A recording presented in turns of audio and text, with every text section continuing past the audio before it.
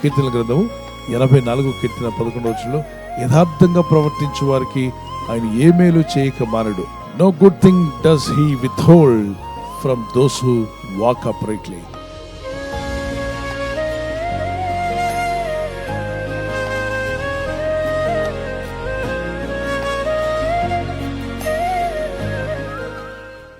దేవుడు మేలు చేయక మానడు, తప్పక మేలు చేస్తాడు. ఎవరికి మేలు చేస్తాడు? యథార్థంగా ప్రవర్తించే వారికి. దేవుని దృష్టిలో యథార్థంగా ఉన్నామా లేదా? ఆయన దృష్టి వేరు, మనుషుల దృష్టి వేరు, నీ దృష్టి వేరు. నీ దృష్టికి నువ్వు యథార్థవంతుడిగా ఉండొచ్చు, కానీ దేవుని దృష్టికి యథార్థవంతుడిగా లేకపోతే ఆయన ఇచ్చే మేలులను మనం పొందుకోలేము. కనుక దైవ దృష్టిలో మనం ఎలా ఉన్నామో అన్నదాన్ని మనం పరీక్షించుకోవాలి. మన దృష్టికి మనం యథార్థవంతులుగా ఉండొచ్చు. పక్కవారితో పోల్చుకుంటే అతని కంటే నేను యథార్థంగా ఉన్నాను, ఈమె కంటే నేను యథార్థంగా ఉన్నాను, పర్వాలేదులే, నా భక్తి ఆ బ్రదర్ కన్నా ఎక్కువగానే ఉంది, నా కుటుంబం వారి కుటుంబం కన్నా బెటర్గానే ఉంది, మరి నా రాబడి, నా సంపాదన, నాకున్న పేరు ప్రఖ్యాతులు ఇతరుల కన్నా బెటర్గానే ఉన్నాయి అనుకుంటూ కాంప్రమైజ్ అవుతూ ఉంటాం. మనం కాంప్రమైజ్ చేసుకోవద్దు. వాక్యం చెప్తుంది దేవుని దృష్టిలో మనం ఎలా ఉన్నాము. 2 Chronicles chapter 16:9 తన ఎడల యథార్థ హృదయం గలవారిని బలపరచుటకై యెహోవా కనుదృష్టి లోకమందంతట సంచారం చేయుచున్నది. ప్రపంచంలో ఏ దేశంలో నువ్వు ఉన్నా ఆయన కనుదృష్టి లోకంలో ఉన్న ప్రతి ఒక్కరిని పరీక్షిస్తున్నాడట. ఎలా ఉన్నారు వీళ్ళ ప్రవర్తన ఎలా ఉంది? వీళ్ళ ప్రవర్తనను బట్టి నేను వీరిని దీవించాలనుకుంటున్నాడు. యథార్థవంతులు అన్నప్పుడు మనకు గుర్తొచ్చేది చిన్నపిల్లలే. ఆ చిన్నపిల్లలను చూస్తే మీకు ఏమనిపిస్తుంది? యథార్థంగా ఉన్నారు కదా, వారు నవ్వినా కపటం ఉండదు, వారి చూపులో పాపం ఉండదు, నిర్మలమైన చూపు, వారి ఆలోచనలు పాపంతో లేనివి, పవిత్రమైనవి. గనుక మరి వాక్యంలో ప్రభు ఏమన్నాడంటే ప్రసంగి 7:28-29 దేవుడు మనుషులను యథార్థవంతులుగా పుట్టించును కానీ మనుషులు ఎదుగుచూ వచ్చినప్పుడు తంత్రములు కలుగు చేసుకున్నట్ట వివిధమైన తంత్రాలు కలుగు చేసుకున్నారు. అంటే ఈ లోకం మనకు తంత్రాలు నేర్పించింది. మన పరిస్థితులు, మన చుట్టూ ఉన్నటువంటివి అన్నీ కూడా తంత్రాలు కల్పించాయి. మనుషుల ముందు నువ్వు బెటర్గా కనబడు, కానీ దేవుని ముందు మాత్రం కవర్ చేసుకోవడానికి ప్రయత్నం చేయొద్దు. ఒప్పుకో. Confess before God. Covering is different, confessing is different. నువ్వు ఒప్పుకున్నప్పుడు దేవుణ్ణి యథార్థత చూస్తాడు. యథార్థత కలిగిన బిడ్డ మీద మీకు ప్రేమ కలుగుతుంది, మీకు దయ కలుగుతుంది, కనికరం కలుగుతుంది. ఇద్దరు బిడ్డలు మీకు ఇష్టమే. ఒప్పుకున్న వాడిని మీరు దయ తలుస్తారు, దగ్గర తీసుకుంటారు. కొట్టాలని కర్ర ఎత్తినా కూడా సారీ అని చెప్పినోడి మీదకి దెబ్బ రాదు, ఆగిపోతుంది. క్షమించు అని అడిగిన మాటకి అతని మీదకి వచ్చేటువంటి శిక్షను తప్పించుకున్నాడు. ఈ లోకంలో సారీ అని చెప్తే చాలా గొడవలు ఆగిపోతాయి తెలుసా. సారీ చెప్పుకోలేదనుకోండి, గొడవ చిరిగి గాలివానగా మారుతుంది. గోరుతో తీయాల్సింది గొడ్డలతో తీయాల్సిన పరిస్థితి ఏర్పడుతుంది. ఇంకా పెరుగుడే కానీ తరుగుడు ఉండదు. యథార్థంగా మారండి. దేవుని దగ్గర ఏమీ కప్పుకోవడానికి ప్రయత్నం చేయొద్దు. దేవుని దగ్గర ఒప్పుకోవడమే మీకు బెటర్. ఆయన ఎదుట ఒప్పుకున్నప్పుడు మనం కనికరం పొందుకుంటాం, దయను పొందుకుంటాం, దీవించబడతాం.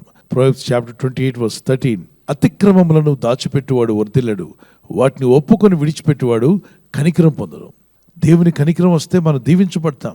పిల్లల చదువుల్లో, మీ ఉద్యోగాల్లో, మీ వ్యాపారాల్లో, మీ ఆర్థిక విషయాల్లో మీరు కష్టపడుతున్నారు, కానీ చేతుల్లో మిగలట్లేదా?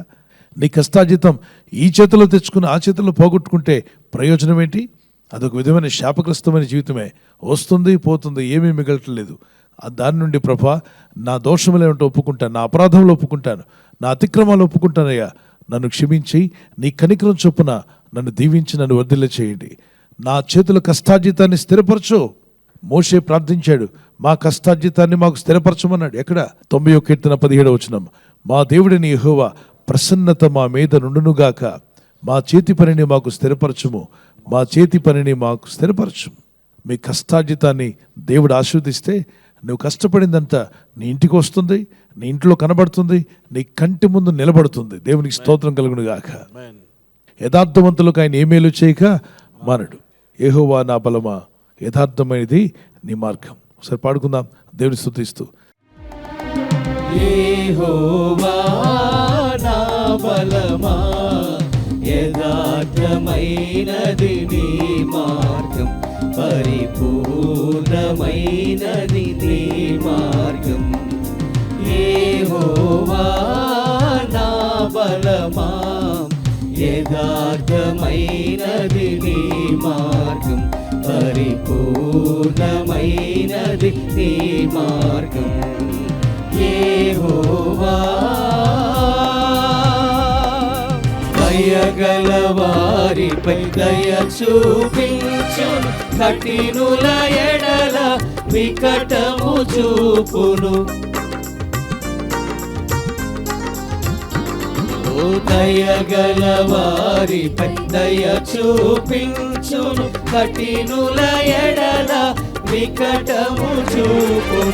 గర్విష్ఠుల యొక్క గర్వముననచును, గర్విష్ఠుల యొక్క గర్వముననచును. సర్వమునెరిగిన సర్వాధికారి, సర్వమునెరిగిన సర్వాధికారి యెహోవా. నా బలమా, యథార్థమైనది నీ మార్గం, పరిపూర్ణమైనది నీ మార్గం యెహోవా. ప్రతి దినము నీ ఇంటికి మేలు వచ్చునుగాక. యథార్థంగా ప్రవర్తించే జీవితం మాకు దయచే ప్రభా. నా దోషములు ఏమున్నా ఒప్పుకుంటాను ప్రభా. డాడీ, నీ చిత్తం నాలో నెరవేర్చు అని ప్రార్థన చేస్తున్నట్లయితే ఖచ్చితంగా నువ్వు యథార్థ హృదయం గల వ్యక్తిగా, యథార్థ హృదయం గల స్త్రీగా నువ్వు మారుతున్నావు. దేవుని దయ నీ సొంతమవునుగాక. ప్రార్థన చేసుకుందాం. Shall we lift up our hands to God. ఈ వాగ్దానం ఎత్తి ప్రార్థన చేద్దాం. ప్రభా, నువ్వు మేలు చేస్తావు నాయన. ఎవరికి అంటే యథార్థ హృదయం గల వారికి. అయ్యా, మాకు మేలు చేసే దేవుడు నీవే, మాకు సహాయం చేసే దేవుడు నీవే. నీ సన్నిధి కాంతి మా మీద ఉదయింప చేయండి. మీ కృప మాకు దయచేయండి ప్రభా. మీ దయతో మమ్మల్ని నింపు నాయన.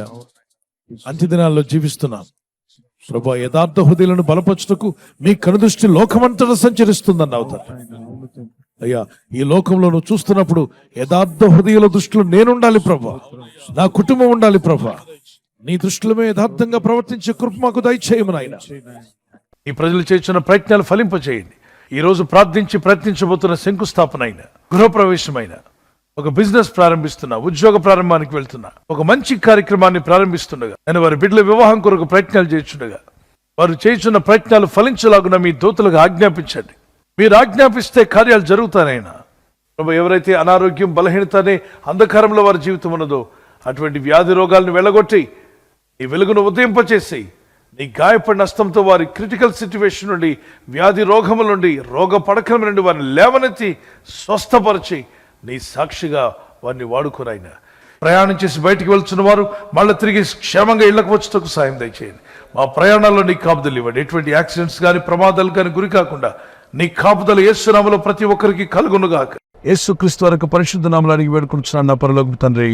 ఆమేన్, ఆమేన్.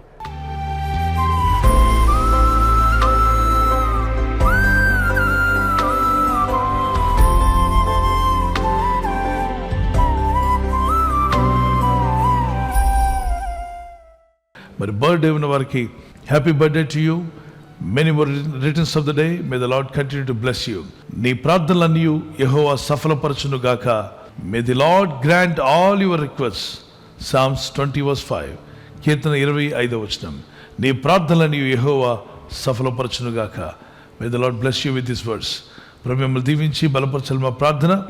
కుమారులు, చిన్న బిడ్డలు, పెద్దవారు మొదలుకొని మరి హ్యాపీ బర్త్డే. మీకు దేవుడు దీర్ఘాయుష్నివ్వాలని, మంచి ఆరోగ్యములు కలిగి దేవుని వాక్యంలో ప్రార్థనలు ఎదగాలని మీ నిమిత్తం మా ప్రార్థన. మీ ఆత్మ వర్ధిల్లుచున్న ప్రకారము మీరు అన్ని విషయాల్లో సౌఖ్యంగా ఉంటూ, ఆరోగ్యంగా ఉంటూ వర్ధిల్లాలని మీ కొరకు ప్రార్థిస్తున్నాం. God bless you. Many more returns of the day. Wedding anniversary జరుపుకున్న వారికి we wish you all the best. Happy anniversary. Many more returns of the day. ప్రభు రాకడాల్సినమైతే silver jubilee, golden jubilee, platinum కూడా జరుపుకునే కృప దేవుడు మీకు ఇచ్చునుగాక. యెహోవా తన్ను ప్రేమించు వారందరినీ కాపాడును. కీర్తన 145:20. The lord watches over all who love him. ఆయన ప్రేమించు వారందరినీ ఆయన కాపాడువాడు. ఆయన ప్రేమిస్తూ ఉదయకాలం లేచి ఆయన ప్రార్థనలో ఉన్నారు కదా, ఆయన పాద సన్నిధిలో మీ ప్రేమను వ్యక్తపరిచారు. దేవుని కాపుదలు మీకు ఎల్లప్పుడూ యేసు నామములో ఉండును గాక. God bless you. భార్య భర్తల మధ్యలో అనురాగము, ప్రేమ, ఐక్యత, దాంపత్య జీవితంలో దేవుని సహాయము, అలాగే ఒకరి పట్ల ఒకరు ప్రేమ కలిగి జీవించడానికి దేవుని సహాయం మీకు కలుగును. భార్య భర్తకు లోబడాలి, భర్త భార్యను ప్రేమించాలి. ఈ 2 సింపుల్ వచనాలు మీరు పాటించగలిగితే మీ కుటుంబాలు అద్భుతంగా దేవుని ఆశీర్వాదాలతో నింపబడతారు. God bless you. ఈ ఛానల్ ను మీరు సబ్స్క్రైబ్ చేసుకోవడం వలన 2 పనులు జరుగుతున్నాయి. ఒకటి, సువార్త జరుగుతున్నది, ఆత్మలు రక్షించబడుతున్నాయి. రెండవది, పేదలకు, అనాథలకు ఈ ఛానల్ ద్వారా సహకారం అందించడం జరుగుతుంది. మనం సబ్స్క్రైబ్ చేసుకోవడం వలన అందరికీ సహాయం చేసిన వారమవుతున్నాం. ఖచ్చితంగా ఈ యూట్యూబ్ ఛానల్ ను సబ్స్క్రైబ్ చేసుకొని బెల్ బటన్ ను క్లిక్ చేయండి. మీకు వెంటనే మెసేజెస్ పంపబడతాయి.